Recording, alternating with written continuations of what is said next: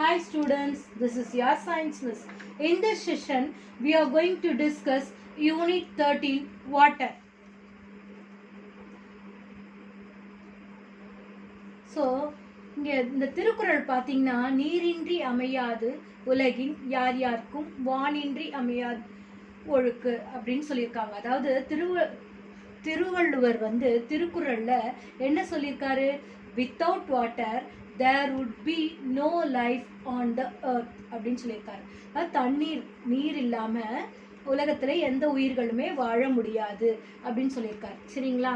So we all depend on water for our living and so every individual is responsible for saving water. நம்ம எல்லாருமே வாட்டரை depend பண்ணி தான் இருக்கோம். அதனால இந்த வாட்டரை சேவ் பண்ண வேண்டிய ரெஸ்பான்சிபிலிட்டி நம்மளுடைய ஒவ்வொருத்தருக்கும் கண்டிப்பாக இருக்குது. சரிங்களா? ஸோ இந்த லெசனில் நம்ம எதை பற்றி படிக்க போகிறோம் அப்படின்னு பார்த்தீங்கன்னா த sources, properties and the uses of water and also about water pollution and water treatment methods. இதை பற்றி எல்லாம் தான் வந்து இந்த லெசனில் நம்ம படிக்க போகிறோம். போலாமா லெசனுக்குள்ள? காம்போசிஷன். ஃபர்ஸ்ட் வாட்டர் எதால ஆனது அப்படின்னு பார்த்தீங்கன்னா 3/4 of our planet Earth is filled with water. நம்மளுடைய earthல வந்து 3/4 of the area வந்து is occupied by water. சரிங்களா? வாட்டருடைய ஸ்பெஷாலிட்டி என்னன்னு பார்த்தீங்கன்னா water exist in all the 3 states namely solid, liquid and gas. Solid ஸ்டேட்லேயும் வாட்டர் இருக்குது, லிக்விட் ஸ்டேட்லேயும் வாட்டர் இருக்குது, கேஷியஸ் ஸ்டேட்லேயும் வாட்டர் இருக்குது. ஸோ அதுதான் வாட்டருடைய ஒரு ஸ்பெஷாலிட்டி. சரிங்களா? ஸோ வாட்டர் வந்து அதனுடைய கெமிக்கல் நேம் என்ன அப்படின்னு பார்த்தீங்கன்னா டைஹைட்ரஜன் மோனாக்சைடு, H2O. அதாவது 2 ஹைட்ரஜன் அண்ட் 1 ஆக்சிஜன் சேர்ந்து தான் நம்மளுக்கு ஹைட்ரஜனை ஃபார்ம் பண்ணுது. டைஹைட்ரஜன் மோனாக்சைடு அதுதான் வந்து வாட்டர்னுடைய கெமிக்கல் நேம். அதனுடைய ஃபார்முலா வந்து H2O. நம்ம வாட்டர் மாலிகுல்ஸை பிரேக் டவுன் பண்ணோம்னா அந்த ஹைட்ரஜனும் ஆக்சிஜனும் நம்மளுக்கு கிடைக்கும். சரிங்களா? So water can B broken up into hydrogen and oxygen when an electric current is passed through it. Electric கரண்ட்டை வாட்டருக்கு வழியாக பாஸ் பண்ணும்போது அது வாட்டர் வந்து பிரேக் டவுன் ஆகி ஹைட்ரஜன் தனியாக ஆக்சிஜன் தனியாக பிரியும். சரிங்களா? So the process of breaking down of water molecules by the passage of electric current is known as electrolysis of water. So இது 2 மார்க்கில் கேட்பாங்க, மார்க் பண்ணிக்கோங்க. ஓகேங்களா? ஸோ அடுத்தது இந்த எலக்ட்ரோலைசிஸ் ப்ராசஸ் எப்படி நடக்குது அப்படிங்கிறத நம்ம ஒரு எக்ஸ்பிரிமெண்ட் வழியாக பார்க்க போகிறோம். Electrolysis of water can be easily demonstrated with the help of an experiment. இந்த எக்ஸ்பிரிமெண்டல் செட்டப்பில் பார்த்தீங்கன்னா a glass beaker fixed with 2 carbon electrodes is filled with water up to 1/3 of its volume. ஒரு class பீக்கரில் என்ன பண்ணுறோன்னா 2 carbon எலக்ட்ரோட்ஸை வந்து fix பண்ணியிருக்கோம். அதில் வந்து எவ்வளோ தண்ணி எடுத்துக்கிறோம்? 1/3 ஆஃப் இட்ஸ் வால்யூம் வந்து தண்ணி எடுத்துக்கிறோம். ஸோ 2 கார்பன் ராட் இருக்கு இல்லையா, அதில் ஒரு கார்பன் ராட் பாசிட்டிவ் எலக்ட்ரோடாகவும் ஆனோடாகவும் இன்னொரு கார்பன் ராட் நெகட்டிவ் எலக்ட்ரோட் கேத்தோடாகவும் ஆக்ட் பண்ணுது. இந்த 2 எலக்ட்ரோடையும் ஒரு டெஸ்ட் டியூப்குள்ளே வச்சு நம்ம வந்து கார்க் வச்சு க்ளோஸ் பண்ணியிருக்கோம். ஓகேங்களா? So the electrodes are connected to a battery and current is passed until the test tubes are filled with a particular gas. So இங்கே பாருங்கள், இந்த கிளாஸ் டப்பில் வந்து வாட்டர் இருக்குது, 1/3 வாட்டர் இருக்குது. இதில் வந்து 2 கார்பன் எலக்ட்ரோட்ஸ் இருக்குது. அது ரெண்டும் வந்து டெஸ்ட் டியூப்பில் வந்து கவர் ஆகிருக்கு. இது வந்து என்ன ஆகுது? இந்த பேட்டரியோட கனெக்ட் ஆகி கரண்ட் வந்து இப்போ பாஸ் பண்ணுறோம். ஸோ இப்போ கரண்ட் பாஸ் ஆகும்போது பாசிட்டிவ் எலக்ட்ரோட்லேருந்து கரண்ட் என்ன ஆகுது? நெகட்டிவ் எலக்ட்ரோடுக்கு கரண்ட் பாஸ் ஆகுது. ஸோ இந்த 2 எலக்ட்ரோட்லேயும் இந்த மாலிகுல்ஸ் வந்து இந்த வாட்டர் மாலிகுல்ஸ் பிரேக் டவுன் ஆகி ஒரு பர்டிகுலர் கேஸ் வந்து 2 கிளாஸ் டியூப்லேயும் வந்து என்ன ஆயிருக்கு? இந்த டெஸ்ட் டியூப்லேயும் கலெக்ட் ஆகிருக்கு. சரிங்களா? ஸோ இது டெஸ்ட் பண்ணி பார்த்தா தான் அது ஆக்சிஜன் அண்ட் ஹைட்ரஜன் தெரியும். இங்கே உங்களுக்கு டெஸ்ட் பண்ணதுக்கப்புறம் இந்த ரிசல்ட் வந்து இந்த டயக்ராமேட்டிக் ரெப்ரசன்டேஷனில் போட்டிருக்காங்க. அதனால் இப்போ வந்து என்ன பண்ணுறோம் அப்படின்னு பார்த்தீங்கன்னா if a gas collected is tested using a burning splint. இப்போ பேர்னிங் ஸ்பிளிண்ட்டை வச்சு நம்ம அதை டெஸ்ட் பண்ண போகிறோம். அப்படி டெஸ்ட் பண்ணும்போது என்ன ஆகுது அப்படின்னா, the gas in cathode side burns with a popping sound. இங்கே பாருங்கள், கேத்தோட் கேஸில் இருக்கக்கூடிய கேஸை பேர்னிங் ஸ்பிளிண்ட் வச்சு நம்ம என்ன பண்ணுறோம், கிட்ட எடுத்துகிட்டு போனோடனே அது பாப்பிங் சவுண்டோட அப்படியே பேர்ன் ஆக ஆரம்பிச்சிடும். இந்த பாப்பிங் சவுண்டோட பேர்ன் ஆகிறது எந்த கேஸுடைய ப்ராப்பர்ட்டி அப்படின்னு பார்த்தீங்கன்னா, this property is usually shown by the hydrogen gas. அதனால இது ஹைட்ரஜன் கேஸ் தான் அப்படிங்கிறத அந்த பாப்பிங் சவுண்டை வச்சு நம்ம கன்ஃபார்ம் பண்ணிட்டோம். சரிங்களா? So it is confirm that the gas inside the test tube is hydrogen. அதே மாதிரி இந்த burning splint இந்த பக்கம் ஆனோட்ல burning splint placed near the anode side burns more brightly, confirming that it is oxygen gas. அது வந்து ரொம்ப பிரைட்டாக எரியும்.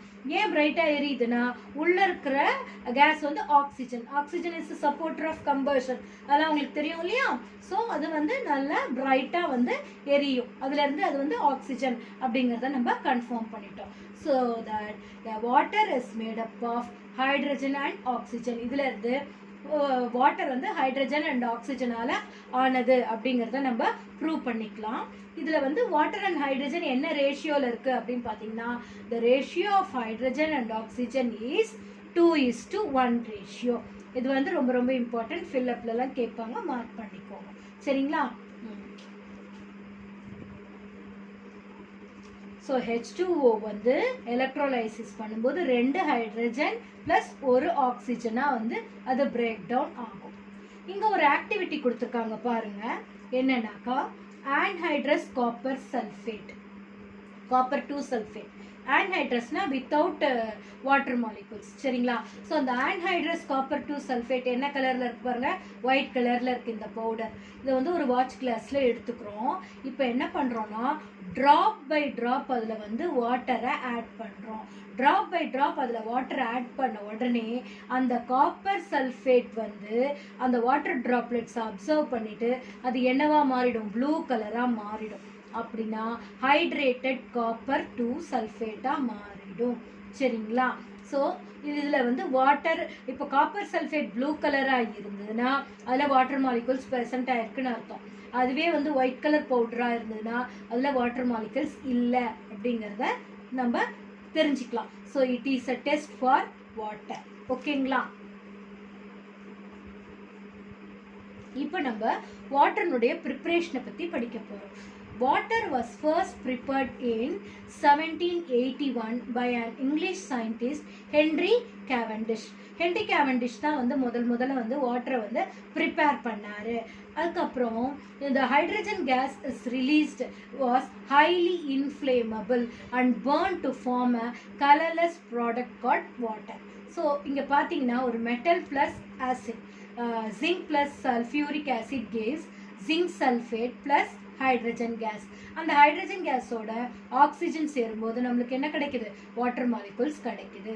இந்த மெத்தட் இல்லாமல் வேறு எந்தெந்த மெத்தட்லலாம் வந்து நம்ம வாட்டரை ப்ரொடியூஸ் பண்ணலாம் அப்படின்னு பார்த்தீங்கன்னா, water is also produced by the reduction of metal oxides by hydrogen, burning of hydrogen in air and burning of hydrocarbons in air, respiration of plants and animals. இது எல்லாத்துலேயுமே வந்து நம்மளுக்கு ஹைட்ரஜன் ப்ரொடியூஸ் ஆகுது. So இப்போ ரெஸ்பிரேஷனில் பார்த்தீங்கன்னா 1 glucose molecule plus 6 molecules of oxygen gives 6 molecules of carbon dioxide plus 6 molecules of water plus energy. இங்கேயும் நம்மளுக்கு water வந்து ப்ரொடியூஸ் ஆகுது ரெஸ்பிரேஷன் அப்போ. சரிங்களா? இப்போ laboratory preparation of water. So லேபில் எப்படி நம்ம வாட்டரை ப்ரிப்பேர் பண்ணணும், அதுக்கு ஒரு எக்ஸ்பெரிமெண்ட் இருக்குது. த apparatus used for the preparation of water in the laboratory வந்து இதில் பார்த்தீங்கன்னாக்கா pure hydrogen gas is passed through anhydrous calcium chloride to absorb water vapour if present. ஏதாவது வாட்டர் வேப்பர் ப்ரெசன்ட் ஆயிருந்ததுன்னா அதை வந்து அந்த பியூர் ஹைட்ரஜன் கேஸ்லேருந்து அப்சர்வ் பண்ணுறதுக்காக அதை என்ன பண்ணுறோம், anhydrous calcium chloride வழியாக பாஸ் பண்ணுறோம். ஓகேங்களா?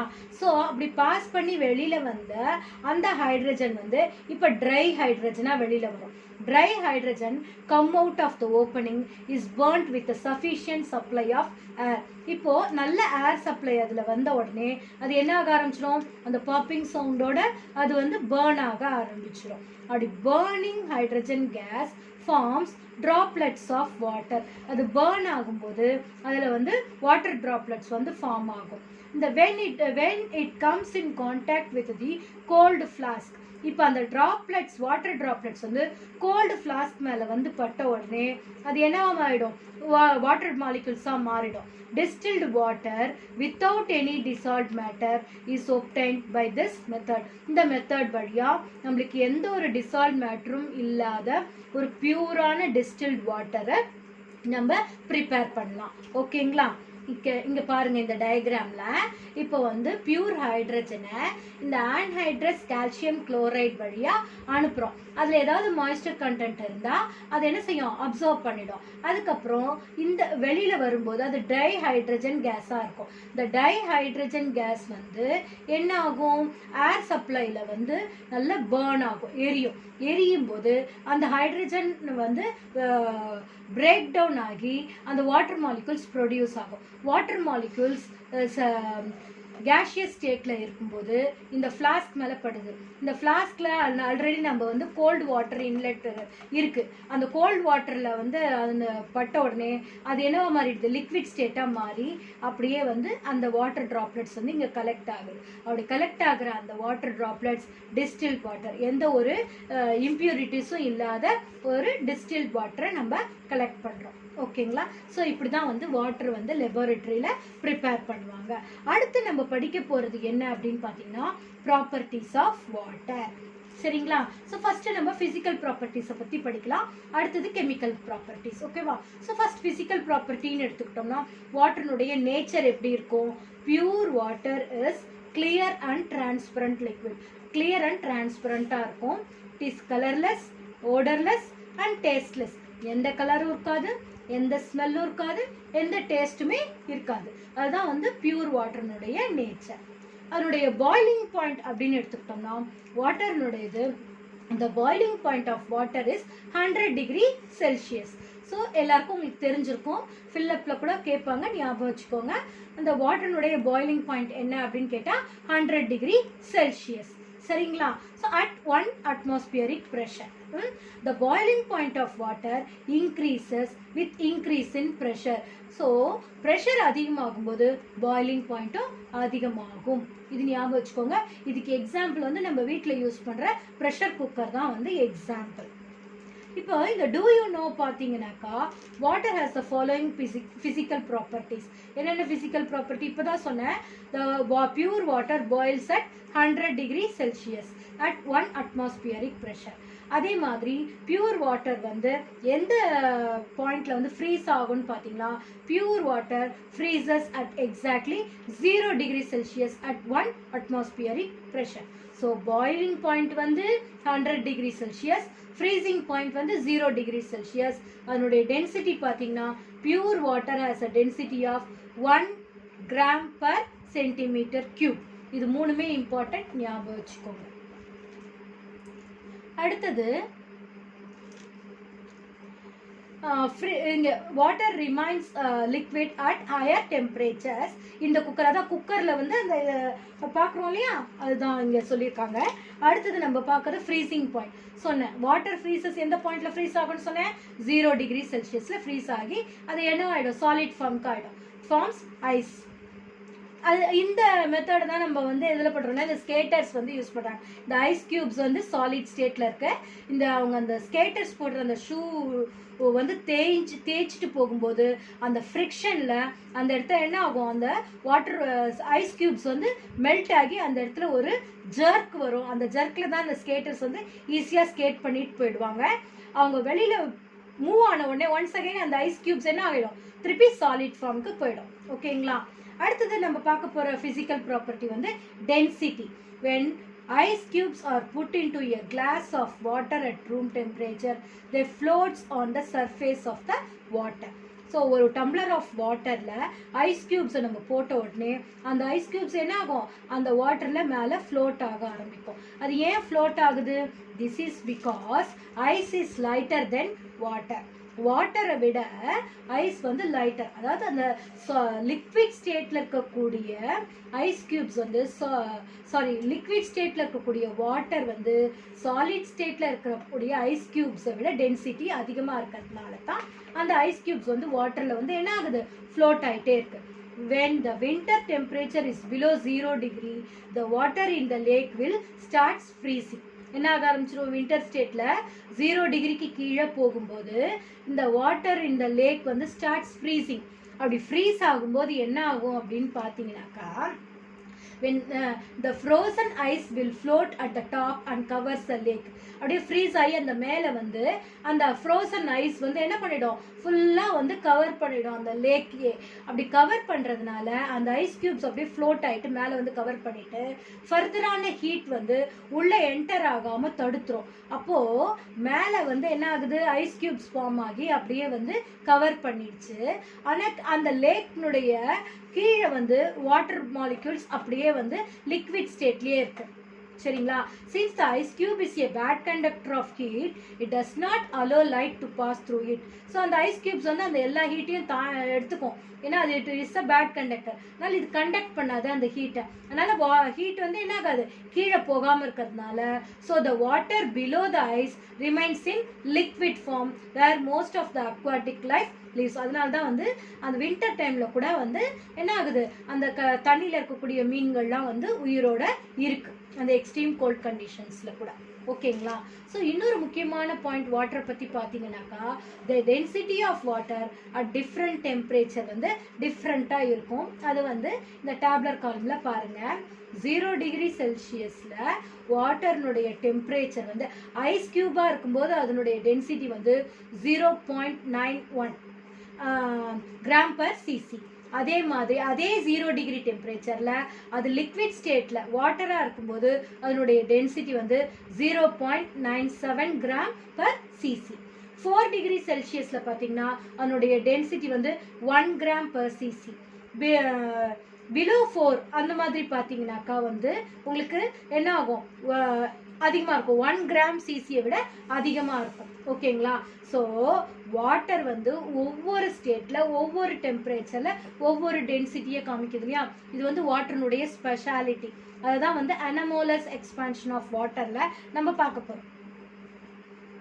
For the same mass of the ice and of water, the volume of the ice is more than that of the water.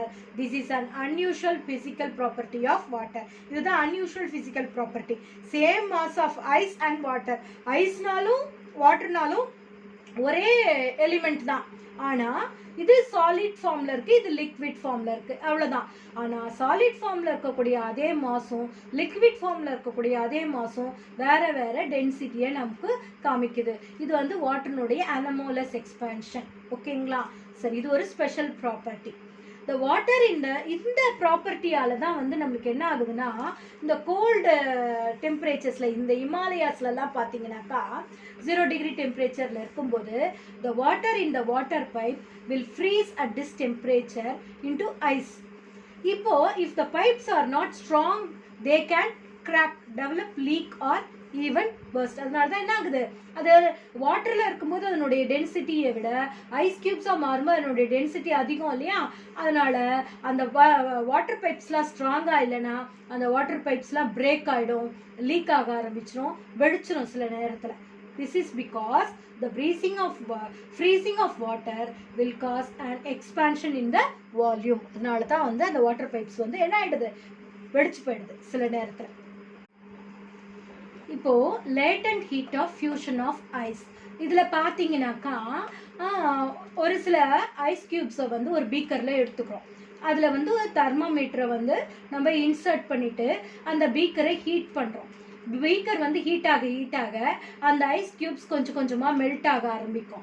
ஆனால் அந்த தெர்மோமீட்டரில் எந்த ஒரு ரைசிங் டெம்பரேச்சருமே அது காமிக்காது. எவ்வளோ நேரத்துக்கு அந்த ரைசிங் டெம்பரேச்சரை காமிக்காது அப்படின்னு பார்த்தீங்கன்னா, the thermometer will not register any rise in temperature till all the ice melt. எல்லா ஐஸ் அந்த பீக்கரில் இருக்கக்கூடிய எல்லா ஐஸும் மெல்ட் ஆகுற வரைக்கும் அந்த தெர்மாமீட்டரில் எந்த ரேசிங் டெம்பரேச்சருமே அது காமிக்காது. இது எதனால அப்படின்னு பார்த்தீங்கன்னா, the heat energy is utilized in changing the state of ice from solid to liquid.